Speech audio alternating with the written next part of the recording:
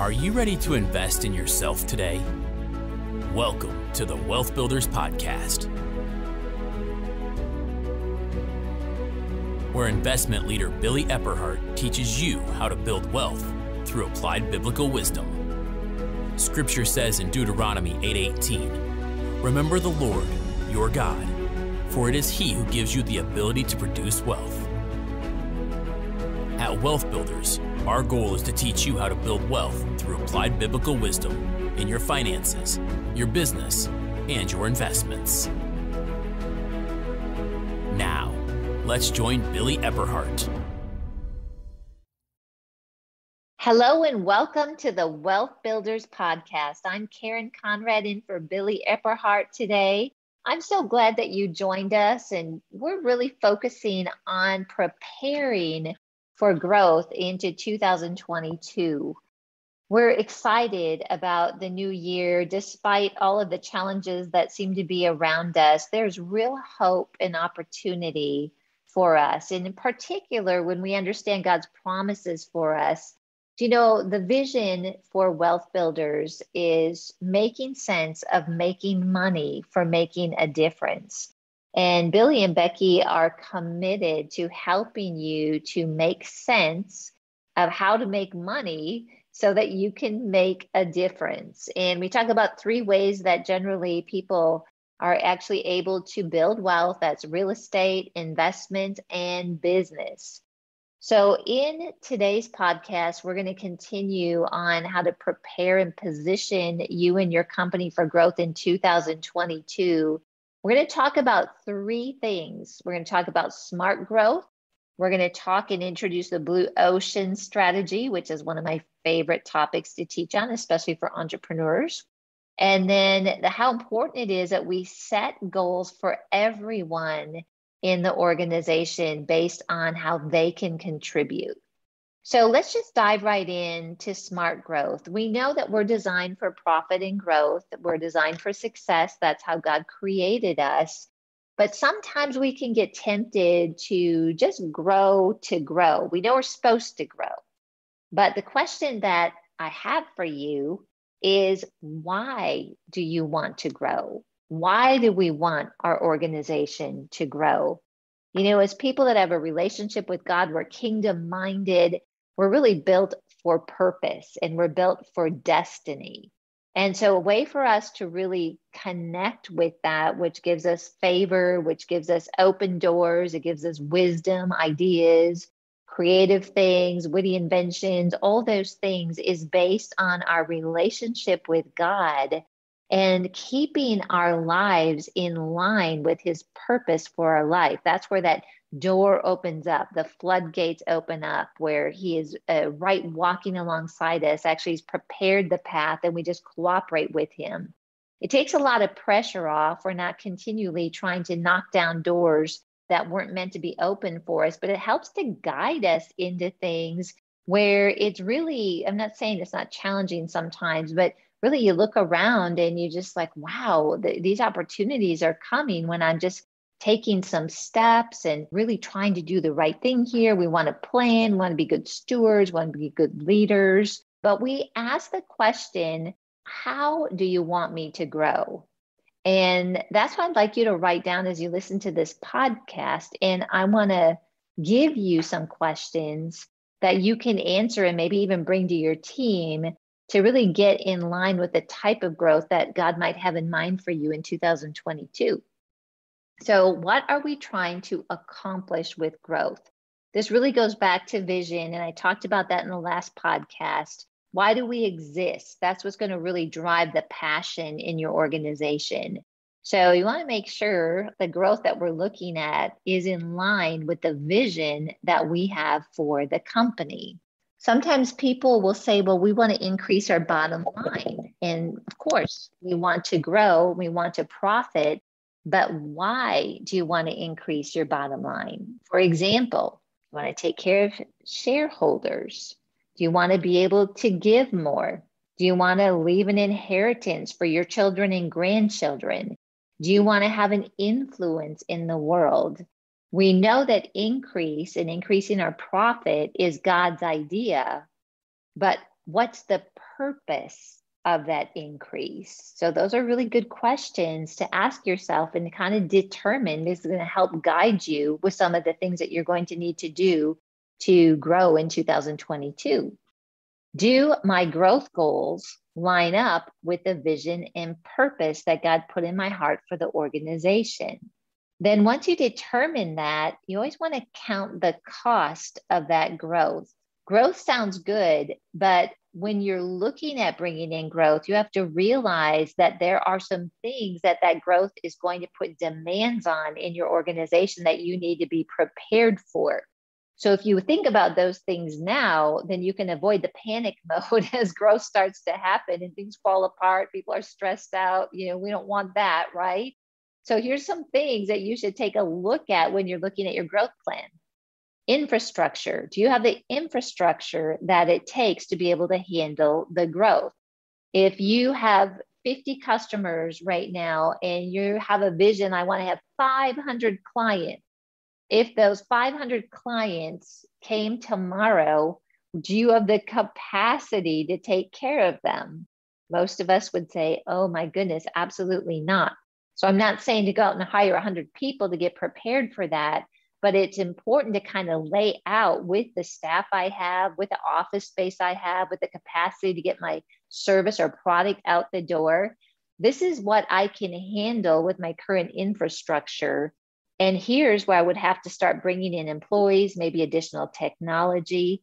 You can plan for those and you can pace your growth in a way or find opportunities to accelerate your growth that you didn't even think about until you really took what I'm talking about and asked these questions. Cost for raw materials. If I want to grow in a certain area, what's it going to cost me in additional materials to produce the product? What's the cost for additional employees, and where does my revenue need to be and expenses need to be for me to be able to bring on an employee and to sustain their salary? What's cost for new technology? Many nonprofits handle donors at their size through an Excel spreadsheet. Well, we're all believing as nonprofits for a huge increase in donors and donations, but am I communicating now with the donors that I have? Am I taking care of my current customers now? And if I'm not, I really need to think through what technology or what do I need to bring on board to be able to service and take care of the additional growth that I'm believing God for and planning for. And then asking the question, where do I start? Maybe there are some things that you can do now and others that you would do later as you build up your infrastructure and revenue. So here's some things to ask yourself and to write down about smart growth. First of all, not all growth is good growth. So we want to be smart about it and ask the right question. So here we go. What is our unique advantage? How do we add value in ways that others do not? What do we do better than our competitors that allows us to add value? And once you have the above, we can say, how do we build the kind of capabilities that will propel us forward time after time? Well, one of the keys to that, and the second point that we're going to talk about to help you in that endeavor, is how to bring about good results. And one of my favorite Harvard Business articles of all time is the Blue Ocean Strategy. Matter of fact, I've got a teaching that's on Wealth Builders University that's called The Effective Entrepreneur that I go into this concept in detail. But basically, the Blue Ocean Strategy is the idea that we can create an uncontested market space where the competition is irrelevant. Doesn't that sound amazing? And this is achieved by capturing new demand and offering customers a leap in value while also streamlining your costs. And that's taken from the Harvard Business article, again, the Blue Ocean Strategy. So this is one of those ways that it's a strategy or a method that you can put some resources around to come up with that is going to give you that growth that you're looking for without a major increase in cost in technology, okay? But it's going to raise the value that you're providing to your customers when you can tap into this concept. When you simultaneously pursue differentiation, which we talk about at Wealth Builders, Billy does an amazing teaching on this on the BMGC of the value proposition. You know, a red ocean is a very competitive marketplace if you just looked at it from a sheer standpoint of product, services, or stores, companies that are offering a similar service. One of the examples I like to use is toothpaste. I don't know about you, but when I walk into a store to buy toothpaste, I'm just like overwhelmed. I didn't know there were so many brands. And then I didn't know there were so many options within each brand. And it's just really hard to decide what kind of toothpaste to buy. And honestly, what I really end up doing most of the time is like, what's on sale? I'll just buy that because they seem all so similar. Well, if you would tell me, Karen, I am going to come out with a new toothpaste, I would look at you and say, really? There's not enough toothpaste on the market, huh?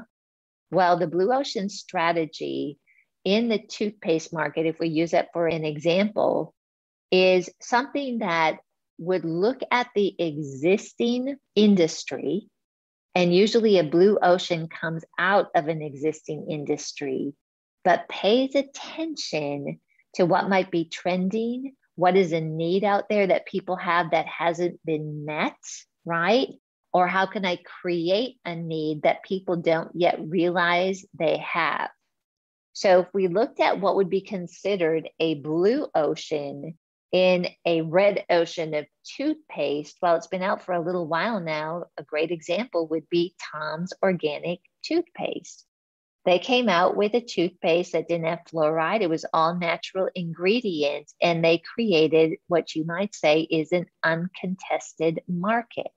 So they went after the segment of people that didn't want fluoride, that wanted organic, and they brought a product to market to really meet that pent-up demand. And they have a great marketing department and plan to go around with it. Another one is Sensodyne. Many people deal with sensitive teeth, for example, and so they came out with a toothpaste that actually addressed that group of people. Well, when that toothpaste came out, people didn't know that there was something that could help them with their sensitive teeth. They might have not even thought about making a difference or a change with that. But pretty soon, people that resonated with that, they said, hey, I want to have a toothpaste to help me in this area. That's what a blue ocean does. It goes fishing in that red ocean and it finds what that pent-up demand or unmet or unknown demand is and creates that in their product or service as a differentiation that sets them apart. Just another example here, and I don't have a lot of time. I'd love to go into this more, but again, go to Wealth Builders University. You'll hear more about this. But for example, with taxis, right? We thought when we went to an airport, the only way for us to get from point A from the airport to our hotel or point B was a taxi or maybe a shuttle bus. And then out of that busy industry, that congested red ocean, out of all the taxi cabs was birthed Uber. And so it again is coming out of that red ocean, but it has a differentiation to it that we now know is Uber. So I hope that those examples kind of have you thinking, but this is one of the ways that when you're looking at smart growth and you really get to the bottom of what it is that we want to accomplish, right? Then that next step is you go to your team, or maybe it's just you as an entrepreneur and you just ask the Lord to help you to see what that blue ocean is. And then you're able to compete in a way that makes the competition irrelevant. So here's some things that we want to think about too, as we look at smart growth and we want to bring our team in line with the direction that we want to go.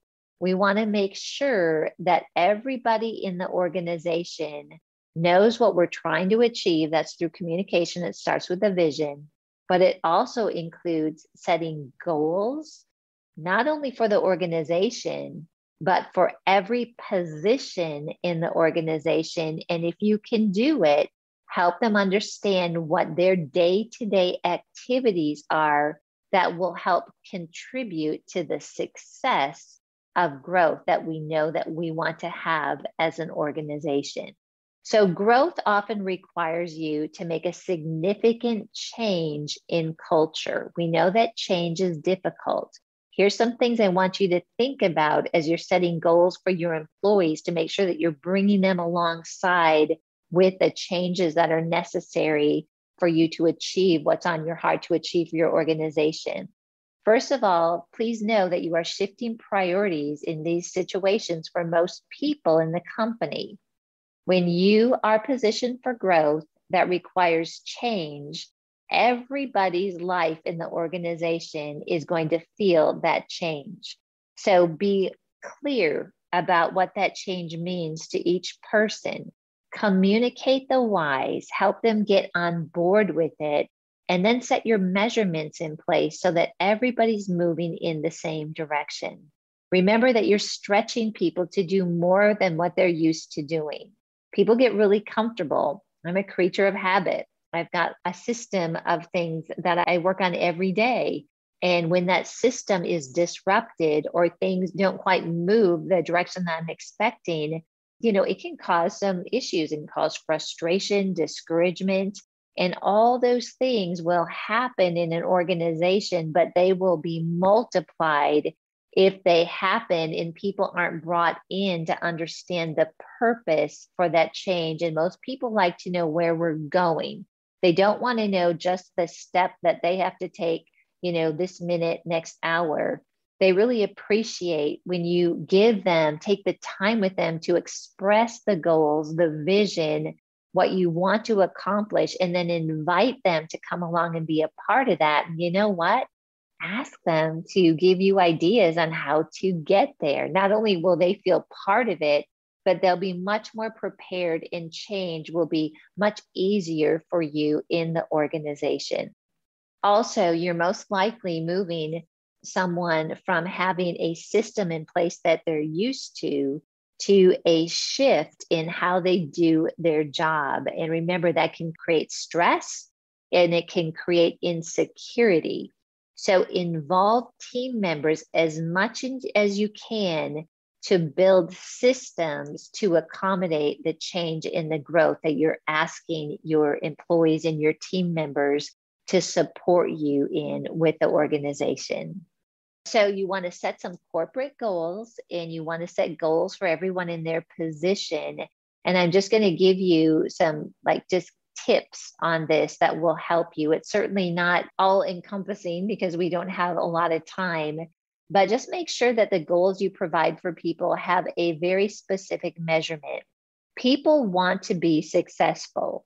And so when we communicate to them what success looks like, for example, if we hit this mark of 1,000 customers or this revenue, number, this is where we want to go. So once you hit that, take time to celebrate and help people know that they've contributed to that success.